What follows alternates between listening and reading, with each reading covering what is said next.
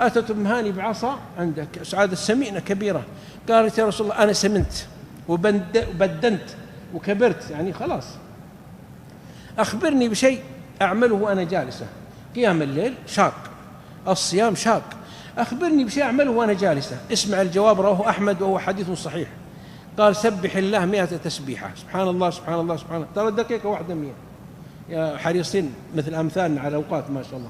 أنا قلت شباب قل سبحان الله وبحمده 100، قال يعني أداوم عليه كل يوم؟ وين هو تجده في الملعب كل يوم؟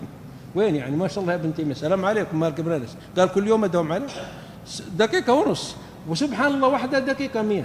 قال سبحان الله 100 تعدل لك 100 رقبة من ولد إسماعيل، عتق 100 رقبة من ولد إسماعيل. ترى هذا حديث صحيح، وترى موجود في فضائل الكلمات الأربع في الكتيب للشيخ الدكتور عبد الرزاق البدر، وصححه الألباني وأحمد بن حنبل إمام أهل السنة أبو عبد الله أحمد بن حنبل.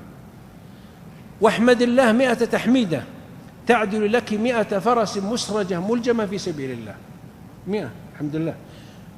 وأكبر الله 100 تكبيرة تعدل لك 100 بدنة متقلدة متقبلة في سبيل الله.